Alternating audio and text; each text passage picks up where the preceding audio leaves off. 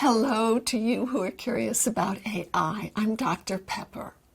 We all have thoughts about the future, some of us in passing, and some spend months and years thinking about it. Kazuo Ishiguro's vision, beautifully presented in his latest book, Klara and the Sun, shows much thought and research. This British novelist presents emotionally nuanced concepts about what it means to be human and not human. I'm not an artificial intelligence expert, nor a Nobel Prize-winning author like Ishiguro, but I'm someone who's fascinated by artificial intelligence and want people to understand what AI means for our future. From that perspective, I've identified 3 things Ishiguro got right and 2 things I think he got wrong in his new book, Klara and the Sun. First, his depiction of Klara, an artificial friend or robot, meshes with my understanding of what robots will be like in the future. They'll have the ability to understand and integrate information and read and understand human emotions. This ability will surpass the ability of humans around them at times. With exposure to more human situations and more human observations, robots will increase and refine their emotional abilities. They'll have true feelings, not just simulate them. The second thing Ishiguro gets right in the novel is the future of work. There will be substitutions of humans with machines as machines do more and more of the work. Humans will be displaced, and just as in the novel, people will struggle to redefine their role in society and find new meaning. And the third thing that Ishiguro accurately writes about is the inequality created by those who choose and can afford to have gene-edited children, described as the lifted kids compared to the non-lifted kids, and those whose parents can't afford or choose not to have their children's genes edited before birth. I think this will be a real possibility in the near future. There will also be major inequalities in wealth, employment, and opportunity as depicted in the novel. But one thing that doesn't make sense is that Klara is able to learn and understand her surroundings so exceedingly well, and yet makes a very major wrong conclusion. In the book, Klara reasons that people, like robots, need the sun to sustain, nourish, and heal them, after she misinterprets one example.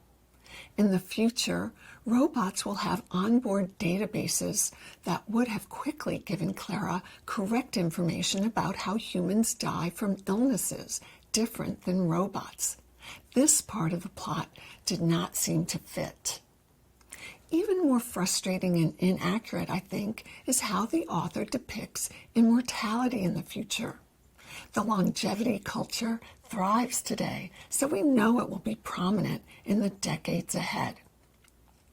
In the novel, Ishiguro has immortality being carried out through robots trained to learn and replicate everything about a person they're going to replace.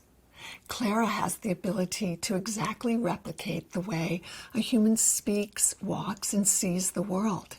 As a robot, she can capture a human's personality, but Ishiguro makes the point that a robot is still unable to capture the human heart.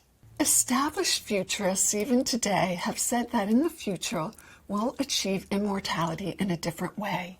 We won't rely on a robot to use their deep learning algorithms to learn and mimic everything about a person so a human can live on as a robot after death like in this book. No, our immortality will come by uploading our consciousness to the cloud. It's already begun. Brain-computer interfaces exist today, as I've discussed in my episode on Neuralink. Highly complicated fields such as synthetic biology, microscopic robots, nanomaterials, and quantum computing, as well as many others, are all merging.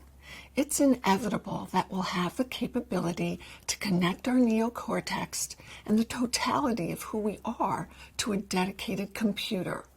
We can thus choose if we want immortality in a synthetic cloud and choose when to be downloaded at some future time. As a final point, I think what Ishiguro addresses so eloquently in the novel by what happens to Klara in the end is one of the most important parts of the book. He makes us feel connected to Klara so that her end kindles in us ethical questions about how to treat, care for, and dispose of robots. When a robot truly feels rather than simulates emotion, then doesn't a robot have rights? Thanks for listening. Be curious, and if you like this episode, leave a comment or a thumbs up to let me know you like the content. From Short and Sweet AI, I'm Dr. Pepper.